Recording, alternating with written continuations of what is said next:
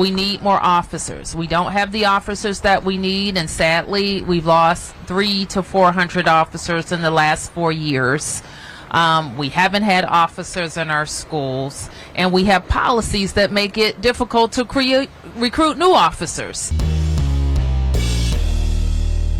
How's everybody doing? My name is Anthony Brian Logan, and today we got to talk about Democratic House Rep from Texas, Henry Cuellar, being carjacked by 3 armed young men in Washington, D.C., less than 1 mile from the U.S. Capitol. Now, I thought that guns were not allowed in D.C.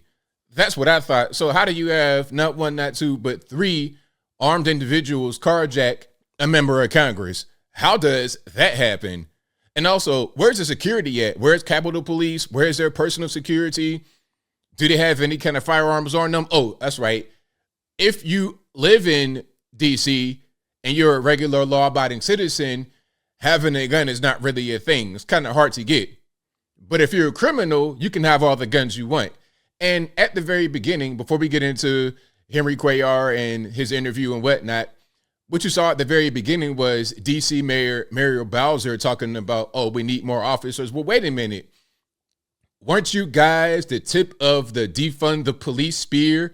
I remember that very well. I was in D.C. in 2020, and I saw the defund the police and Black Lives Matter. I saw all that right there painted on the ground. I saw that.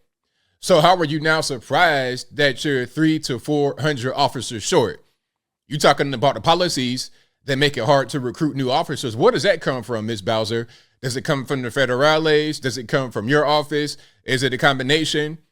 I can't really tell. Now, before I go any further into it, let's go ahead and get into the news. You see the article right here, and I'm going to play a video in one moment.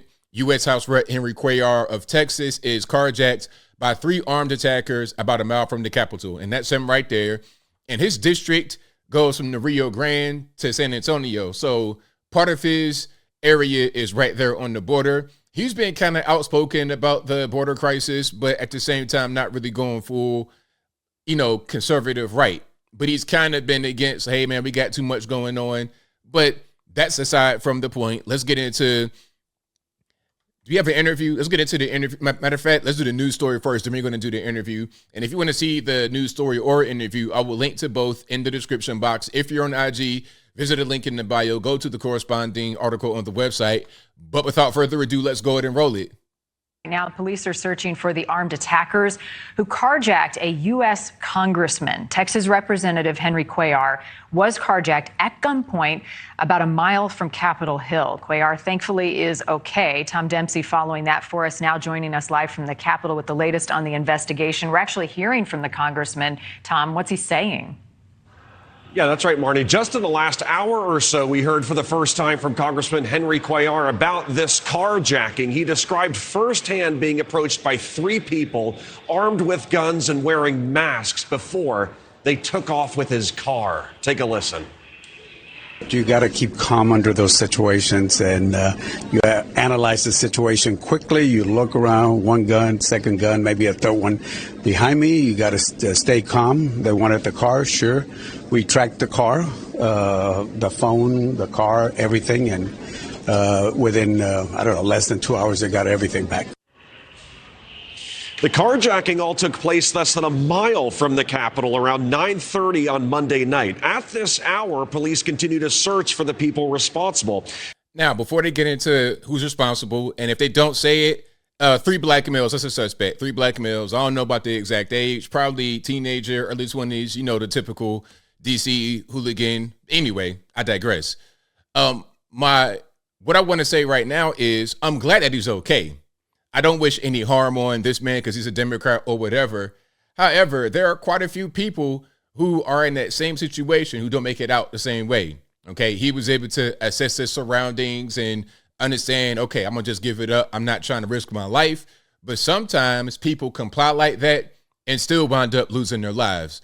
So it's not always as cut and dry as what some may think. Let's keep on going. Cuellar saying he doesn't believe he was targeted for being a lawmaker, but he didn't suffer any injuries during this attack. And this all comes during a violent year here in D.C. with carjackings involving guns more than double this year compared to the same time last year. So far this year, D.C. has seen a 28% increase in total crime. Even more shocking, official D.C. crime data show over 700 total carjackings this year, more than double the amount during the same time last year. The number you're seeing here is just the numbers involving guns only. But both 117% increase in carjackings with guns. Both homicides and violent crimes also remain up over 30% compared to the same time last year. And you know what? The thing about these numbers, you can see similar rises in crime rates all over the country because of the whole defund the police movement. In my opinion, that's what's causing it.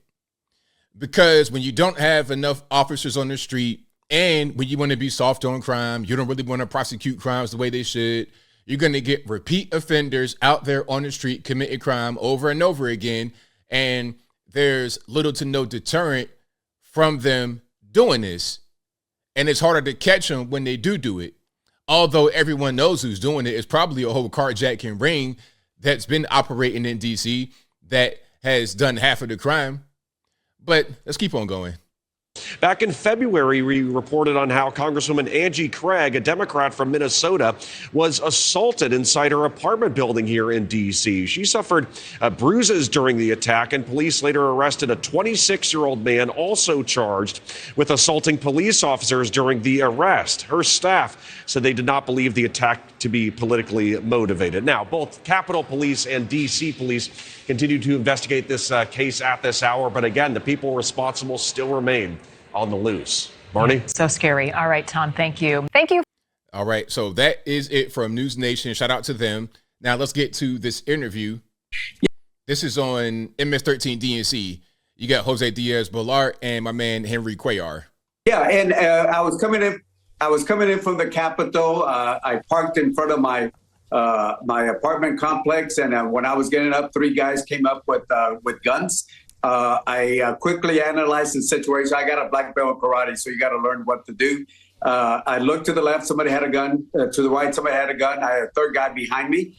I'm going to pause right quick. You never know what people do in their regular, everyday, private lives aside from being a politician. You know, you got some talented people, I would say. Let's keep on going. And you got to stay calm. So I went ahead and gave them the car keys, and they took off. Within a couple hours, they were able to recover my phone, my car. Everything got returned. I want to thank the Capitol Police and the Metro Police for doing their job. And that's one of the reasons why I support law enforcement, because they really do a good job. So, Congressman, if you would, what did you, I'm just wondering, I mean, this is such a scary moment. What were you thinking? What were you feeling? What did they tell you? What did you say back? Well, you know, they as I got out of my car, all of a sudden I see two individuals that just ran to the door because I was just opening up the door to get out. And they said, "We want your car." And I looked at one that had a ski mask. You can tell they were young folks. I mean, I hate saying this, but they were young punks with guns. So I looked at one of them, said, "I want your car." He had a gun pointed at me. You know, I want to say, I got to stop it a little bit because MSNBC, I don't want to do copyright. But what he's saying as far as assessing the situation is what you should do. Because even if you do have a gun on you, which is optimal, that's the best situation, in my humble opinion, is to be able to defend yourself, have the great equalizer on you and ready, one in the chamber, ready to go. But if you got three guys on you and they got the drop, then there's not much you can do. Go ahead and give it up because it's not worth risking your life. However, like I said, this is a thing that could be prevented if you had the officers in place, if you didn't have these anti-police policies in place, if you didn't have these pro-criminal and anti-law-abiding citizen policies on the books, then things like this would not happen as much as what they're happening at a 117% increase year to year. I looked to the other side. There was another one with a gun pointed at me. I looked behind me. There was a third guy behind me. And I said, sure, you got to stay calm under situations. I gave them the key, and they took off. And then within minutes, both the Capitol Police and the Metro Police were there. I want to thank them. They moved very, very fast. And like I said, they were able to recover the car, my phone, within a couple hours. I want to thank them. But what really got me upset is that they stole my sushi. That's what got me upset, Jose. All right. So shout out to my main man and sushi. I'm a big fan of sushi myself. Yeah. I feel your pain on that. But all jokes aside, all nonsense aside, as I've been saying throughout the entire video, this could be prevented. This shouldn't be the norm. This shouldn't be the way to live out there in DC or anywhere else in the USA.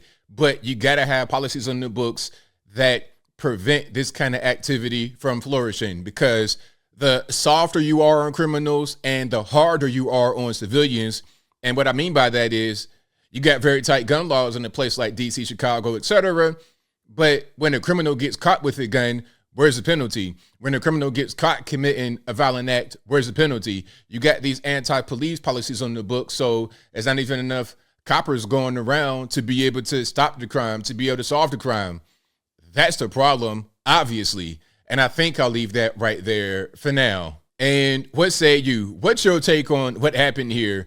U.S. House Rep, a Congressman, Henry Cuellar from Texas, getting carjacked at gunpoint in D.C. And this isn't the first time that somebody from government has been assaulted, some kind of victim of a crime right there in D.C., 1 mile from the Capitol. And I think that these guys, it's probably a ring. They probably see people like that as a mark. All right. They are not really going to defend themselves. It'll be by themselves. They think that everything's all good. They got nice cars. They got money. Yes, go ahead and rob him. Ain't nobody really going to stop me. I'm going to go out there, do what I do. The police will show up later. And what can they take a report? Maybe they find my vehicle, but they're not going to find me. But whatever your thoughts are, let me know in the comments below. And that's all I got to say for this video. If you like what you heard, please comment, rate, share, and subscribe. Peace.